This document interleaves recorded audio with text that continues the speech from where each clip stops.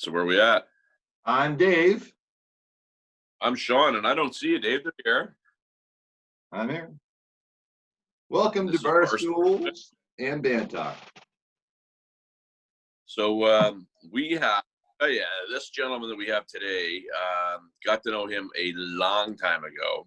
And he showed up on the Halifax music scene like he was shot out of a cannon. And I tell you, what a talent. Guitar player, singer, all-around great guy. And this is going to be an exciting interview because I have not talked to this man in a long time. So this is going to be good.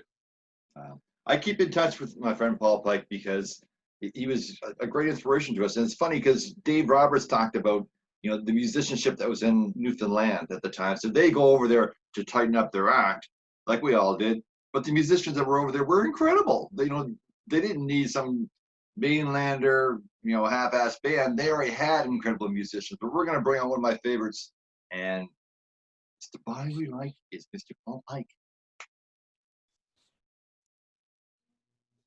How you doing, Paul?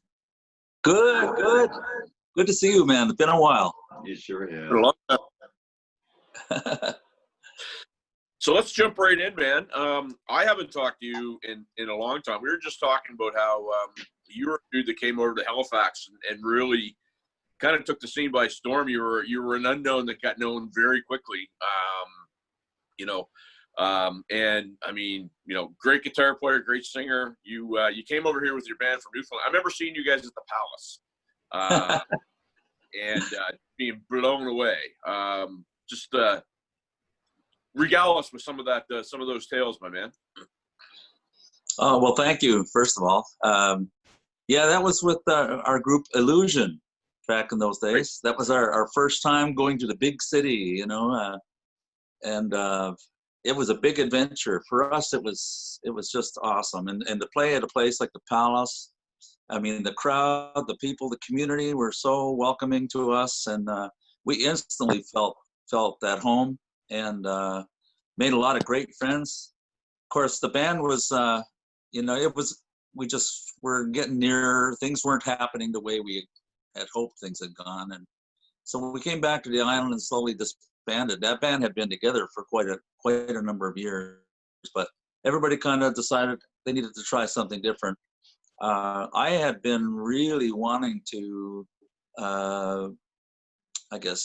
move more into more original material and all that kind of stuff. But it took a while to get there. So anyway, I ended up, to make a long story short, after Illusion split up, I ended up moving up there. I had a cousin that lived in Halifax, and so it was a place for me to start from. And I would go down to Agency 2000. I'd hop on the boat and go over and see wee rock and roll, Mr. Hazen. And those were the times. And here I was just a kid, and there was so much great talent around, but I needed to put together a band, and that was kind of my starting point. Ended up connecting with John Peer on keyboards, and there was a number of drummers and just great musicians all around. But anyway, started out there and started a group called Dawn Patrol. Mm-hmm. And out of there, we toured all around the Maritimes and up into Ontario and the whole scene. I guess it was the snake scoot, with the snake boot cowboy days, Oh, yeah. Paul, let's be really honest. Let's be really honest for a second, Paul. You're probably the most handsome man in Newfoundland, okay? And you came over here, broke all the girls' hearts. You're like the Newfoundland Peter Ettinger is really what you were, right? But loads of talent. Oh my God! I remember watching Illusion. You're right. But the Dawn Patrol band you guys put together. Oh my God! Like we were all, we were like the B+ players, and playing these rooms, and suddenly you guys came out. I was like, oh boy, we need some more work to do, right? So what years that you first came over with Illusion? I'm guessing that's around 86, 87, somewhere around there. And then you went, now you're from Cornerbrook, is that right? Yeah, originally. So the Dawn Patrol thing went, and then what happened after that? We did as much as we could with Dawn Patrol, traveled around, really great guys. Glenn Lozon was vocalist. I started out as vocalist for that band, but then I had this image in my head that I wanted to be the guitar guy, and I wanted to have the front man and that whole atmosphere, because that was the flavor of the day, And but my voice was doing pretty good in the beginning, and then when I finally did get a lead singer, my voice just went poof. It's like, I guess someone who stops working out, I suppose. Yep. And I lost a lot of my range at the time. I was bummed out, but anyway, I just kept on pushing forward. That band disbanded, and I went back home, kind of trying to figure out what I was going to do next. I did a duo for a little while called Back to Back with Brian White, and just for a little while. But in between that period, a group that we all know and love called Fear of Flying was looking for a guitarist at that time. Vaughn had left. And so I've always respected the group. I loved what they were doing.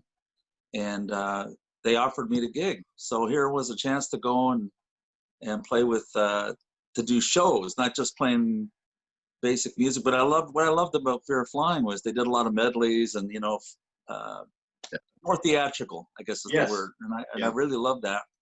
They're monster players.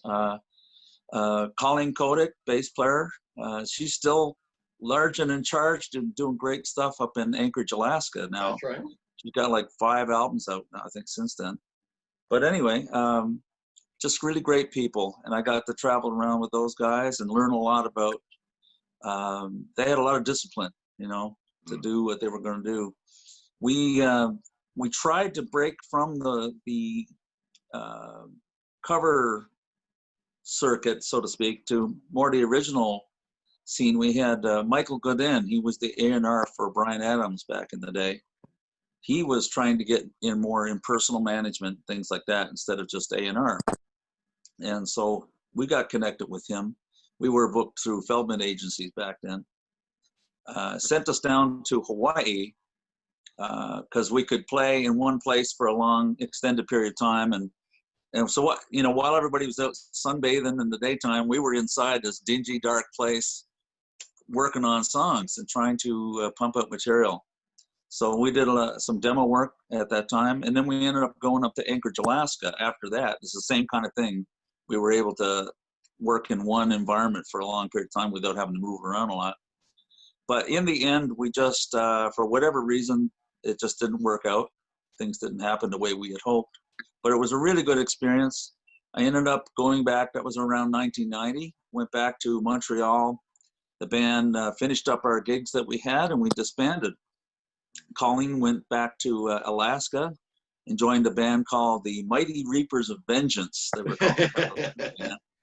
And that's kind of how she got her start up there. And I ended up moving up there, it was September 3rd, 1990. And started, all brand new. And I loved the Anchorage circuit at that time because, as I described before, you could play one bar for a whole month. Wow. You could have like a semi-normal life, and you could have friends instead of traveling around like the circus act, all year round. Now, Paul, I was trying to figure out how so many maritime musicians ended up in Alaska. I didn't know there was a circuit, but that kind of makes sense. We were on the phone with Peter Ettinger 2 nights ago, who still lives there, and Colleen's up there, and you were up there as well. How do they get there to Anchorage, Alaska? They just didn't make sense. But now I get it. I'll tell you, Mike Gordon was the owner of a club up there called Chilkoot Charlie's. And it's kind of famous, and it's but he would travel around, him and one of his other partners, and they would scout out for talent to come up and tour up into Alaska. Okay. So that's kind of how we got invited up there to the show, and to of course, we, as I described before, because we were there for an extended period of time, we could do a lot of recording during the daytime stuff. Right. While the club was closed. So I would say, and I remember, they would say, so what other great bands? You guys are, doing some good stuff. What other good bands? We're talking about Ettinger and so that's kind of how a lot of these groups kind of got on the radar and still going strong, still doing good stuff. So I spent 25 years up there. After Fear of Flying, I went back up, as I described, I went back to Anchorage, Alaska. I played in a metal band called Shaker, And that was a fun band. That was a fun band. We were doing like old Van Halen and, you know, all that kind of stuff back in the day. Cinderella and Rat. Right. I just had a blast with it. And the guys were great. Over time, the bar industry started going down because that's how we made our living. And I ended up going from that to doing solo act for a while. And I tried that for a little while, and I just couldn't make a go of it to really be successful. So I found myself, well, I got to do something. So I ended up changing my line of work. Ended up actually become a substance abuse counselor. You know, had a regular day gig, but I still had this love for music and playing. But I really, really wanted to get doing my own thing. So I started in 1990. I guess it was around 99 or so. Started my own group called Medicine Dream, and Yes, it was sir. contemporary indigenous music stuff, right? Yes. Sir. and that was I put out 3 albums with those guys. Yeah. They're all based out of Anchorage, but you know, all the songs are about home pretty much, because that's where I'm from, and that was my love. So, and it was also a big part of my expressing my Mi'kmaq culture, and it's something that I didn't really talk about a lot growing up. And I think we're just more concerned with just trying to make it in this business. It's hard, music, you know, just trying to get out there. And I think back in the day, it was just, it was just something that we didn't talk about. But so as I grew, I suppose I wanted to try to find my own authenticity as a musician, as an artist. So I started composing songs and started this group called Medicine Dream. And we did pretty good. We were lucky, got some lucky breaks on radio, and got a lot of distribution that way. Ended up signing a contract with a company out of Phoenix, Arizona, called Canyon Records, and they've been around for about 50 years and did a lot with regards to indigenous music and all kinds. I mean, rock bands, traditional music, all kinds of stuff, right? So we ended up doing that. We got a few awards. In 2007, we got the Best Video Award for our song In This World. This is one of the awards that we got from that back in the day. I know it's showing up backwards on my thing probably, but that's fine. You know, but yeah, so those are good moments, and they were great people, and I learned a lot about what I wanted and what I didn't want in life with regard to music. And it kind of got to a place where, you know, it didn't matter if I had a lot of people involved with things. If I could compose my own music and have 2 people show up and say, "Yay, yeah, thanks for sharing your truth," then that was going to be success. And if other people liked it, that would be awesome. But luckily, some people did, and we've been able to share. I'm still sharing music today. Still doing stuff. No, that's awesome. Very good. I don't know if you've ever heard any of this stuff, Sean, like the Medicine Dream stuff. It's amazing. Like, and it's so I've known you for a long time, so it's like I can almost hear you. I get you. Like I can feel your presence in the music when I'm listening to it, and it's really cool stuff. Really neat stuff. I appreciate it. It's kind of weird. I mean, I still. So for people that know me, and they know, you know, my core has always been rock music. I have a heavy flavor guitar sound, and they can hear it even in this indigenous music. It still comes through, you know. Always will be, I guess. Even the new material I'm composing, I'm still composing music today. I haven't released anything, but I hope to in the near future. But anyway, you know, I've been doing this stuff. I in 2015, my marriage at that time went kaput. And life just seemed to say, it's time to go home. And since that time, I had 2 little girls. I picked up everything, moved back to Newfoundland, and I've been here ever since. I'm loving being back home. I up in the Maritimes, everywhere. I've been traveling around, doing a lot of cultural stuff. I'm working at I'm a director of community and cultural programming for People of the Dawn Indigenous Friendship Center out in Stephenville, Newfoundland. Nice. We're kind of new kids on the block. I love doing stuff with community and sharing. I'm still sharing music, so that's okay, you know. I'll be honest with you, Paul. I had no idea you were a big bar. I played with a gentleman by the name of Peter Christmas from Membertou for years. Yeah. And Peter's dad was a very, very well respected member of their community up there.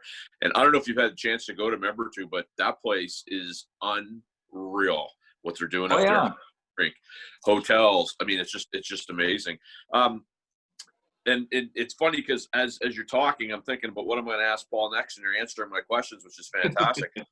But I, every 4 or 5 years, your name will come up, and it's like I always kind of, don't take this as an insult. I hope it's not. I always kind of saw you as Tommy Shaw from Styx, wicked player, wicked singer, great writer, and your name comes up, and all I can say is friggin' talented son of a bitch, right? So it's cool that you're doing all this stuff. Are you in the studio now recording, or you have a home studio, or how do you do this? I'm going to be pretty much doing this from home. I've got songs composed. I've been performing some stuff. I've been doing shows occasionally, not often, but a couple times a year, just enough to keep the blood flowing, keep that feeling going on. And but yeah, I'm trying to do some stuff, and it seems like everybody's more releasing singles these days, doing more that kind of work. So I'll probably be doing that too. See, it doesn't seem to pay to put out a whole album anymore, because you put all the money into the packaging, and and nobody buys CDs anymore. Everything's online, Yeah, I think you're. Well, it's funny the folks are going back to vinyl, eh? Like that seems to be kind of a movement too. A lot of people want the vinyl. They want that organic sound. They want to hear this in the record, and they'll buy that stuff, which is odd. I don't know who makes records now. I don't know. But you're right. Apple Music and Spotify seems to be, you put your song out there and hope that enough people buy it. John makes a reference to, you're going to get your 0.2 cents per hit, whatever it is. But probably at this stage of the game, it's not so much the money, it's your love and passion for music. Well, look at what we're going through right now through this pandemic. I mean, the professional musicians out there are really getting hit hard. Yeah. I mean, how do they make a living? What do they do? Everybody's trying to be creative, doing live shows on Facebook and putting their PayPal account, and hopefully somebody will throw a few dollars their way. Yeah. But to just the only other thing you can do is maybe get involved with writing movie scores or music that kind of way. But everybody's just trying to grasp to what they can do next. And I think regardless of whether there was venues involved at all, true musicians are still going to compose, they're still going to play, because it comes out of our pores. We just got to do it, and I can see the bass guitars behind you, Dave. I know that's still a big part of your life, It's true. And it's true. I tried to hang it up a few times, but it just keeps coming out. It's hard to explain. Well, you know what I mean. Sean knows what, we all know, and this is kind of why I think we're having so much fun in this forum, because it's all the same story over and over, different people, and different experiences, but it's the same story. And I think people really enjoy that. They want to know why we think the way we think. And you're a perfect example of that to me. So. Well, thanks. I mean, that's my love, is of course composing stuff, but I still do, just to get my yahoos out. I play in a Journey cover band called Escape, and have a lot of fun. In fact, you might even find, I think they got a link on Facebook there somewhere, but some videos and stuff. Anyway, they're really nice guys and monster players. And of course, to be able to sing that music, it's a challenge. I love a challenge, like a lot of us, with just being able to pull off the bands from years ago. I mean, we all spent so much time working on our harmonies and our parts, whether you're working on Rush songs or whatever you were doing. The thrill of being able to pull it off and to do a good job. It didn't seem to matter whether there was an audience or not. It's like you had that feeling of yes, and I still seek out those types of performances, Well, it's funny. Go ahead. It's so different here in Halifax now, because literally you get a call. What are you doing tonight? We need a guitar player. We need a drummer. There's no rehearsing. You just show up and it's 1, 2, 3 rock, right? Yeah. And so a lot of the kids nowadays don't understand this, work your butt off. Because I remember Fear of Flying. I remember the first time I saw them do Bohemian Rhapsody, and my jaw hit the friggin' floor, and it was like, you don't throw that together. No. Well, I had probably 3 or 4 days to learn like their whole show. Oh my God. And then I had one rehearsal with them up in Montreal, and then we were heading straight to North Bay, Ontario. My first gig with them, and we were doing Bohemian Rhapsody, all that stuff. And I remember the first time I actually got to do it, because we had to do all the vocal stuff prior, but when the guitar finally got to kick in, I remember this feeling, because it felt like I'd never get there, because it was so much rehearsing, just all the stuff prior to that. And I finally got to rock out. I had so much fun. But that band was, it was great. And I loved, we loved being able to play stuff that not every band was playing. And you could see the look on people's face, how much they enjoyed it. And of course that fed back to the band. And we all had a great time playing that music. Yeah. What about gear now, Paul? Let's talk about what you're using for gear now, or what you've been, because here's the fun part about, as you develop a day job and you start to have a little bit of money aside, the things that we wanted when we were kids we couldn't afford, we can buy now. So what's your gear that you use now? I got a crazy setup. Most people my age are trying to downsizing. They're going with, all electronics and small stuff. I still got, my stuff is archaic, but it's my sound, I guess. I got two Marshall 412. It's the 1970s version Marshall cabinets with the greenback speakers, the 25-watt speakers. So the whole cabinet is 100 watt.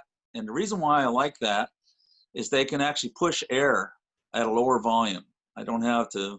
The 300-watt cabinets are nice for live shows outdoors or something, but for in a venue, the 100-watt cabinets work great. And I love the old style of cabinet. Just, I don't know, brings me back, And then I still got my old rack gear. I've got Marshall JMP1 preamp with a Marshall 9005 power amp, which I don't think they make those anymore. But I've had this stuff for eons, and it's become my sound. And even though it's a heavy old pig to move around, it's still, when I get up and I plug in and I get to play, the feel is there, the sound is there, the chunk, the thickness, everything that I love about playing electric guitar it's in there. Now for clean sound, I used to go, just program right off the JMP1 for clean sounds, but it never quite had the magic that I was looking for. I really like that, the Police and all that stuff, the way their guitars were sounding back in the day. So a lot of those guys were using the Roland Jazz Chorus 120s. So that's what I got for clean now, and I just A/B it. And I got a full different set of effects just for the clean sound.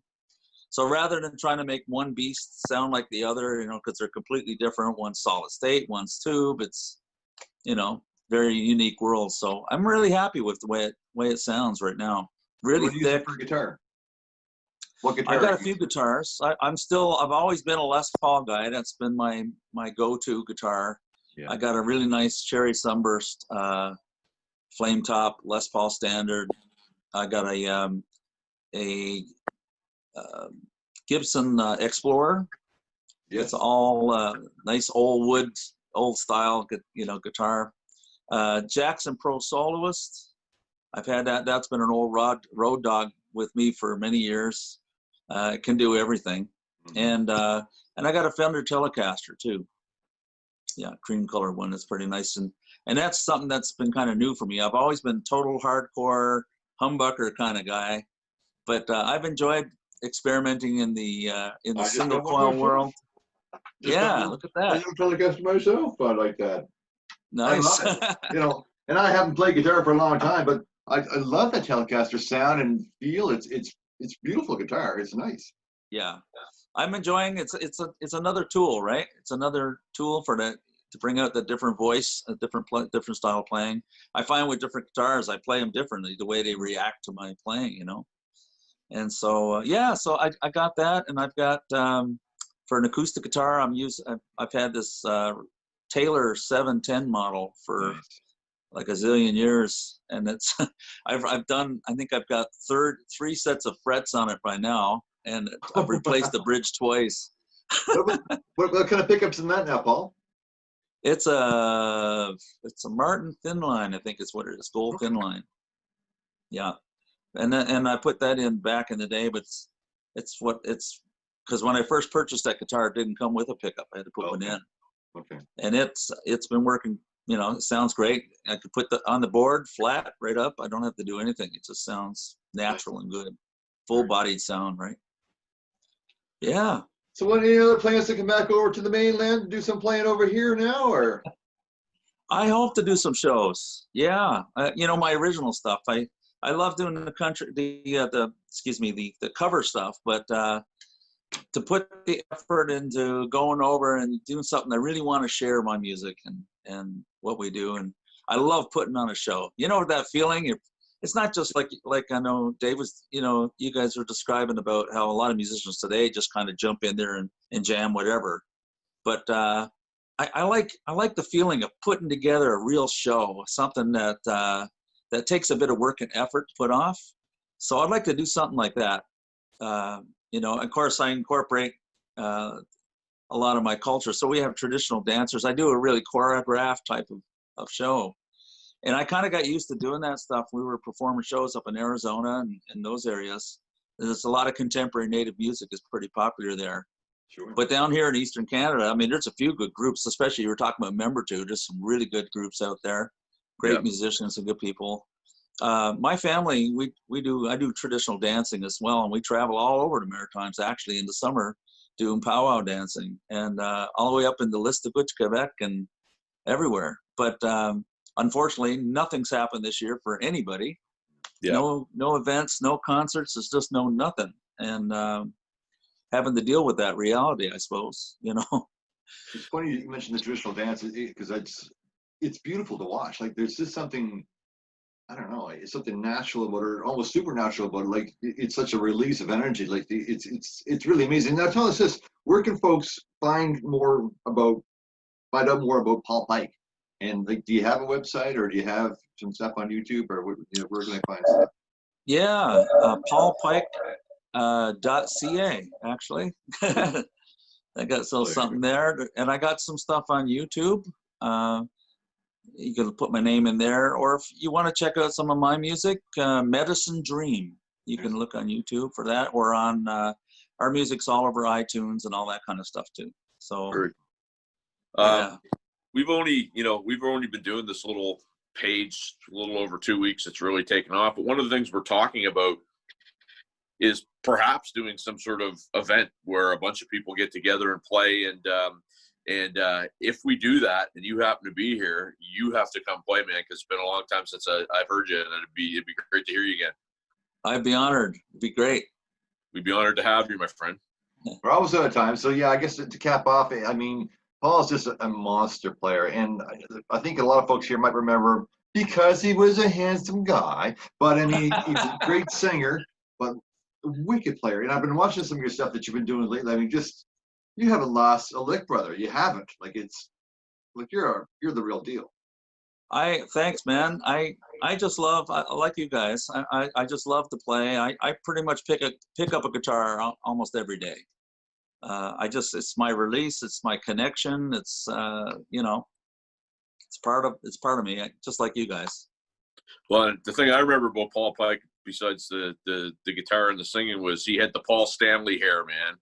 Paul and it was like, I always wondered, was that a perm or was that natural curl, my friend? You had it going on. Yeah, it's funny. My hair is longer than it ever was back then, but when it's cut shorter, it kind of, just everything was up, back in those days. That's the way it worked. All right. Well, Paul, I wanted to thank you again for being on the show. I think people are going to be surprised to hear. I mean, and I'm super proud of what you're doing with the indigenous background and your culture too. Like I said, I've seen some of that stuff, and it's remarkable. And I think you're a great ambassador, to those folks as well. Thank you. Thanks so much. Appreciate it. Peace out, brother. Thanks for being on the show. Take care, guys. All right. Appreciate it.